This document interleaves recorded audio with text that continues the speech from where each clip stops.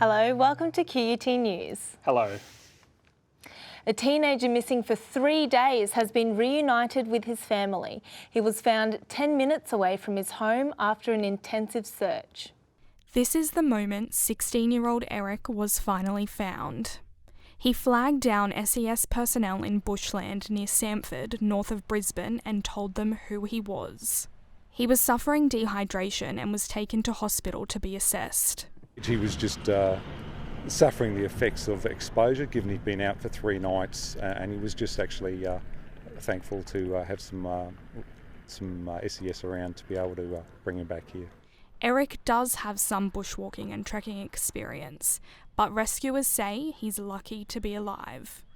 Eric's family has issued a statement thanking all those involved in the search for their son and asking for privacy. It's not known how Eric became lost. His family just grateful to have him home. Megan Dennis, QUT News. Outlaw bikie gangs are again causing a stir in Queensland.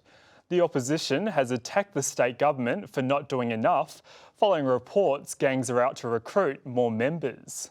Premier Anastasia Palaszczuk remains committed to tackling serious crime. She stands by her government's recent overhaul of laws relating to bikie gangs. We have taken a very tough stance when it comes to combating all forms of serious organised crime. The opposition is not convinced. They say the gangs are once again on the rise. Premier, have Labor's soft new laws allowed outlaw gangs to get back in business in Queensland? The Premier disagrees. The number of known outlaw motorcycle criminal gang members has decreased under my government, Mr. Speaker. These consorting laws, which came into effect in March, make it illegal for recognised offenders to associate with other criminals. To help enforce these laws, the Premier has promised greater resources for police. Police Minister Mark Ryan says offenders can run but not hide. We will continue to take strong action and strong enforcement action. Since the introduction of the new laws, 107 consorting warnings have been issued. Elizabeth Moss, QUT News. The Australian Army has suspended live training activities at the Mount Bundy Centre near Darwin after a soldier was killed during an exercise. Jason Chalice is understood to have been shot in the head. He was treated at the scene but pronounced dead at Darwin Hospital. Chalice is the second soldier to die during Army exercises in a week. And a man has died following a crash south of Esk. The driver's station wagon collided with a semi-trailer before splitting in two. The truck slammed into an embankment, bursting into flames.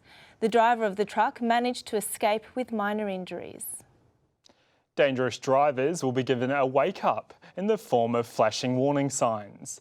In all, 200 signs will be installed across Brisbane. This is the first sign to be switched on by Lord Mayor Graham Quirk, aimed at a brighter approach to illegal driving behaviour. And the LED message is clear: you're speeding. What we want to do is to bolster the awareness of traffic circumstances and conditions. The solar-powered signs are triggered by approaching vehicles, giving drivers an alert ahead of other problem areas like pedestrian crossings, roundabouts and stop signs. The RACQ fully supports the $3.2 million initiative. Flashing signs, anything that can alert motorists to potential hazards or potential dangers is a really good improvement. The new signs will complement the success of existing measures. Previous speed warning signs, like this one, have slowed down 40% of speeding drivers at an average of 9.2 kilometres an hour. The permanent LED units will be rolled out over the next 4 years. Milika McCutcheon, QUT News. In US politics, there's continuing controversy over the sacking of FBI Director James Comey. President Trump's abrupt move shocked Washington. Now some are questioning his motives. President Trump's abrupt firing of his FBI director has created serious speculation, but he vigorously defends the move. Because he wasn't doing a good job, very simply. He was not doing a good job. Some believe there were political motives behind the decision. We know the FBI has been looking into whether the Trump campaign colluded with the Russians, a very serious offense. Were these investigations getting too close to home for the president? Meanwhile, hundreds of protesters gathered outside the White House, echoing these sentiments. Nobody is above the law. The GOP really needs to start putting their country over their party in order to reveal the truth to the American people, because we deserve to know if our president was elected due to foreign influence from Russia. I think that's despicable and basically impeachable if that's what he's doing. It seems as if he's probably doing it to interfere with an investigation that implicates him. Pinocchio! Where are you, Pinocchio? The Democrats are demanding the investigation continues. Samantha Reynolds, QUT News. An Australian traveller who was jailed in America for 2 weeks for overstaying his visa by 90 minutes is finally free. Baxter Reid's problems began when he was refused entry to Canada. He then had to return to the US, breaching visa conditions. The 26-year-old walked out of the Buffalo Federal Detention Center in New York all smiles as he reached his waiting girlfriend. After his stint behind bars, he was in good spirits. Thanks so much to the Australian people. Never been more proud to be an Australian, honestly. I have a lot of beers to buy for a lot of people. For his 5-year visa to remain valid, he must leave the country every 6 months to reactivate it. Reid avoided a deportation order where he could have been barred from entering the United States for 10 years. He now has 120 days to leave. Despite his ordeal, Reid doesn't hold any grudges and intends to return to America. Batul Al-Salak, QUT News. If you use Origin Energy, listen up. A hoax Origin bill loaded with dangerous spyware has already targeted tens of thousands of Australians. The email was branded with the energy provider's official logo. But if you click on the View Bill box, scammers can access your personal details. Origin advises customers to always check with them first. They have full details on how to spot a hoax bill on their website.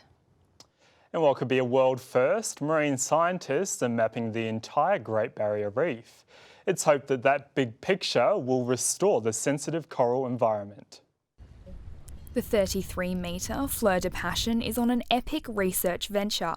It's travelling the world, right now operating between Cooktown and Cairns. On board University of Queensland researchers are surveying 200 coral reefs. We are on our way to get the first, what we call geomorphic map out, which describes the reef slopes and the crests. The information is part of a bigger plan to better manage and protect the reef. We're able to rebuild the reef and ensure it can come back to its glorious level that it has been before. But the federal budget isn't helping. Although there's been no money allocated to the environment in the latest federal budget, the Great Barrier Reef Foundation will continue the fight against climate change. It has a number of projects in the works to improve reef resilience and restoration. Whether we had a good news or bad news out of the budget, our focus remains the same. The Fleur de Passion is halfway through its 4-year voyage. Ashley Dwan, QUT News. They're probably the most important person in our lives, and the opportunity to show mums how much they mean to us is fast approaching. Now the pressure is on to find the perfect gift. Beautiful bright bouquets of flowers everywhere, prepped and ready to go for Mother's Day. So what blooms do Brisbane mums really want? Chrysanthemums, some gerbers and carnations and lilies. Lilies are always really popular. Florists are inundated with orders. It's estimated around $200 million will be spent on flowers alone. Restaurant owners are also feeling the love, thrilled that bookings are filling up quickly. Mother's Day is traditionally one of the busiest days of the year. We usually serve about 160 guests. And who can resist a sweet treat, especially when it's a special occasion? So for Mother's Day this year, we've got a Black Forest, which is a dark chocolate ganache that's got cherry kirsch through it. No matter what you do or buy, making your mum's day special is the most important thing. Thank you. It may not be very original, but I know I'll be taking my mum to lunch, getting her some flowers and a beautifully handcrafted box of chocolates to make her day special. Emma Francis, QUT News. Recapping our main story, a teenager found safe and well after 3 days lost in bushland north of Brisbane. And still to come, you won't believe how this airline brawl started.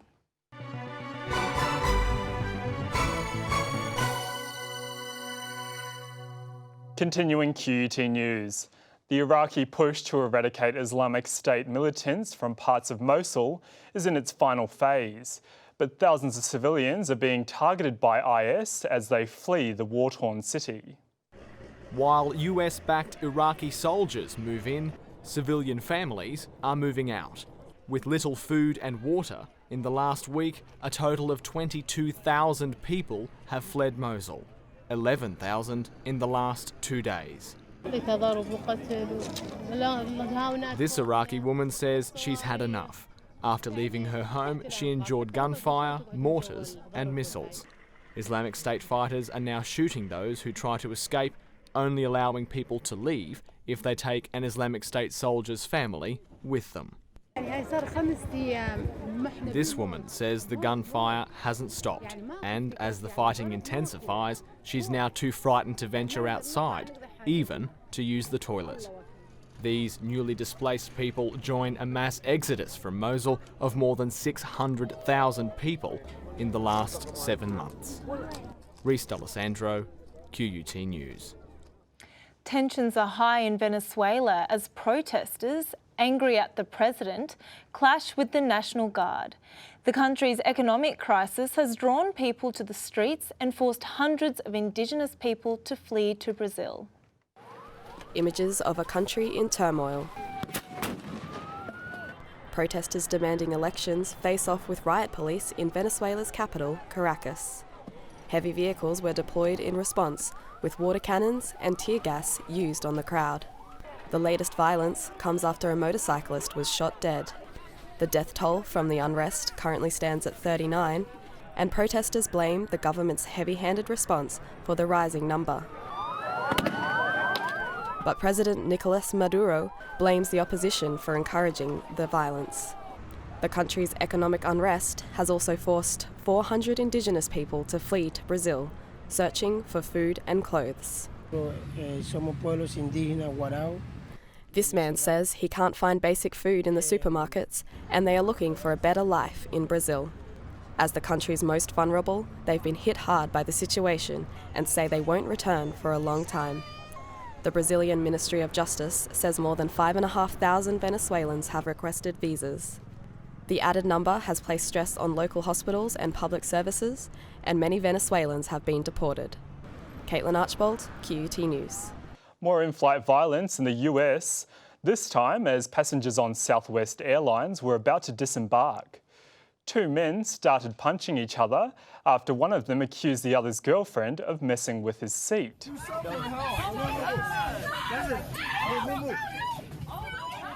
A flight attendant was crushed in the chaos. One of the brawlers has been arrested. In South Africa, residents south of Johannesburg have clashed with police after protests erupted. Locals are frustrated with the poor housing standards. Residents of Finetown, south of Johannesburg, threw rocks and stones at police, protesting what they believe is illegal land occupation. Protesters were met with rubber bullets and tear gas as police attempted to disperse the crowd. Protesters have used burning tyres and rocks to barricade the highway, with many other roads in the area also blocked with burning tyres. Poor South Africans in black townships and shanty towns are still living in difficult situations, saying they haven't seen the benefits of the end of white minority rule. This man says a lack of jobs and projects is the real issue, and residents are struggling with overcrowding and oversharing of land and renting. Locals don't want to politicise the situation, rejecting groups like the African National Congress and the Democratic Alliance, saying all they want is their land. The government is limited by the country's weak economy, which has been struggling since the 2009 recession, and is wary of implementing new policies. Batul Al-Salak, QUT News. The First Lady of Nigeria has met with the 82 freed Chibok schoolgirls kidnapped by Boko Haram. Aisha Buhari spoke to the girls, who had been held captive for 3 years, and presented them with gifts. The meeting with Nigeria's First Lady is one of the first public outings the schoolgirls have had since being freed. They were among 270 schoolgirls kidnapped in 2014. The donated gifts were presented as part of a meeting with government officials. Nigeria's information minister says there had been hope and courage among those captured. But she was quite confident one day she'll be released, and she promised her that the day she's released, she's going to wear a school uniform. Nigeria worked with Swiss officials and the Red Cross to negotiate their release. A military source says 3 Boko Haram commanders were freed in an exchange. After enduring 3 years in captivity, the girls have a difficult road to recovery ahead. The Nigerian government has vowed to assist. It is our work to give them psychosocial support. It is our work to give them training to bring them up to the level they can go back to school. Laurel Fox, QUT News. The Libyan Coast Guard has rescued almost 350 migrants from a wooden boat. The migrants were from Syria, Egypt, Morocco and Bangladesh. The packed boat was intercepted by the Coast Guard 17 miles north of the Libyan city of Sabratha. Libya is a key departure point for migrants attempting to reach Europe. International aid workers were also at the port to assist those rescued. A rare albino orangutan has been rescued from captivity in Borneo. Environmentalists say she's making good progress, but they've yet to give her a name. The 5-year-old blue-eyed female is classified as a critically endangered species. Indonesian veterinarians in Borneo have been caring for the orangutan since she was rescued from local residents holding her captive. Orangutan albino ini. They say her health has improved significantly since she was found. In the 10 days she's been in their care, she's gained 4.5 kilograms. The Borneo Orangutan Survival Foundation is now taking suggestions from the public to name her. Names can be sent to name@orangutan.org.id or using the hashtag albinoorangutan on social media until May 14. Megan Dennis, QUT News. In sport, we start with some player movement ahead for the NRL. Former Cronulla Sharks star Ben Barber could be returning to the NRL after being dumped by French club Toulon. Barber would still have to serve a 12-week ban. He tested positive for cocaine after Cronulla's 2016 grand final win.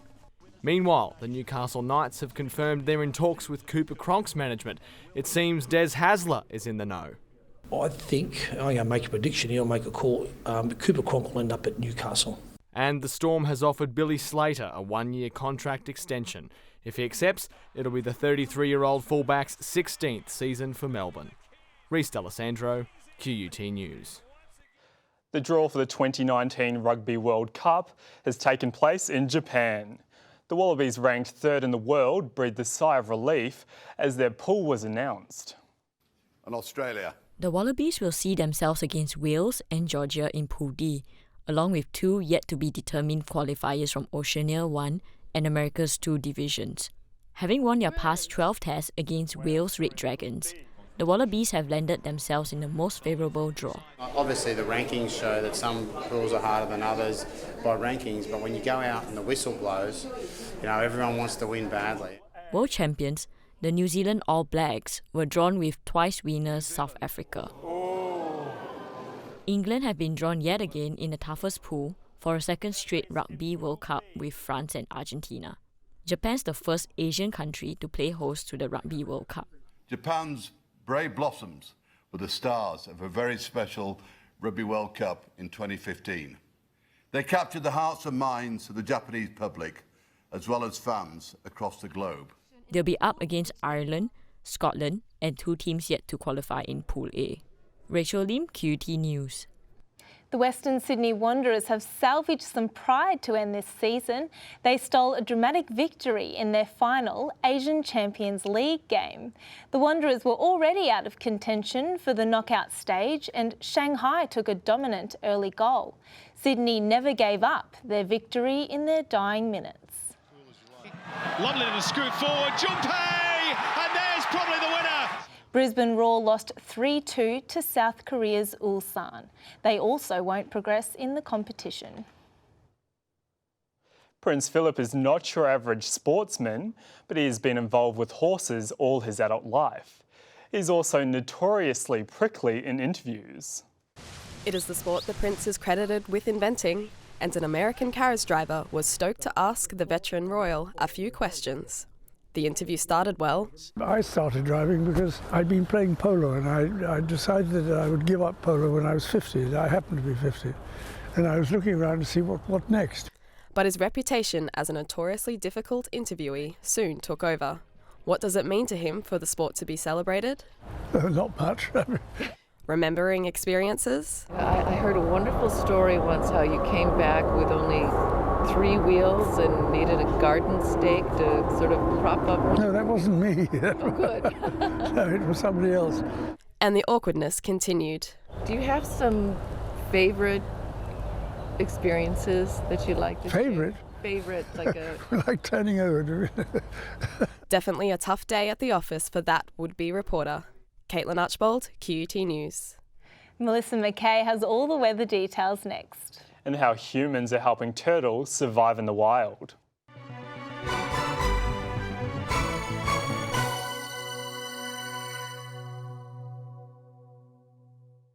Hello, time to take a look at the weather. And after Wednesday's gloomy skies, it's great to see the sun back again. One group of Zumba enthusiasts at QUT's campus here at Kelvin Grove saw it as the perfect opportunity to soak up some rays. Okay, around the southeast and sunny skies in most centres, a pleasant 25-degree top in Brisbane and Ipswich, 24 on both the coasts. Around the nation, a mostly grey Friday down the east coast, Sydney 22, a top of just 16 in Melbourne, partly cloudy in Adelaide and Perth, and mostly sunny in Darwin. A look at the forecast for Queensland, showers and a top of 28 in Cairns and Townsville, mostly sunny in Rocky and Mount Isa, and Longreach a top of 28. On Moreton Bay, expect 15 to 20 knot south to southeasterly winds from late morning. Seas will reach 1.5 metres in the Eastern Bay. On the Gold and Sunshine Coasts, beachgoers can expect possible late showers and a top of 24 degrees. Finally, the outlook for Brisbane. Friday, partly cloudy, 14 to 24. Showers on Saturday, but they should clear to a warm Sunday for all the mums. That's the weather for now. Back to you, Deon. Thanks, Melissa. And finally, our special series on this year's World Science Festival. Tonight, we're looking at a project which could save the endangered loggerhead turtle. Hatched into captivity at the Queensland Museum for the World Science Festival, ready to be released into the wild. In front of eager eyes, these loggerhead turtles are breaking their way into the world for the first time. Because it's usually something people don't see. It usually happens deep beneath the sand in the nest chamber. It's been amazing, yeah, it's fantastic. I liked all of the turtles and all the jellyfish. 80 eggs were taken from near the Bundaberg coastline in January and carefully monitored to hatch in time for the festival. If we incubate these eggs at 29.9 degrees, they'll hatch after a 55-day period. After hatching, they'll be kept at Sea Life on the Sunshine Coast and fitted with satellite tracking devices. The turtles will be released 20 kilometres off Mooloolaba and travel as far as Chile for up to 15 years. But only 1 in 10,000 will make it back to Queensland to breed as an adult. There's a significant loss of loggerheads off the coasts of Chile and Peru. Plastic bags are a huge threat to turtle populations. They look incredibly similar to jellyfish. They look at it, they think, oh, it's a jellyfish, I can eat that. This display highlights just how similar the two look. Unfortunately, they don't discriminate, so they feed on a lot of the floating plastic debris that's out there. It's hoped the hatchery will bring much needed awareness to the loggerhead turtles, now an endangered species. I'll be going plastic bag free when I get home. A small change to make a big difference. Karabai Piggott, QUT News. That brings you up to date with QUT News. Goodbye for now. And happy birthday, Tina. Oh, thank you, dear. Goodbye.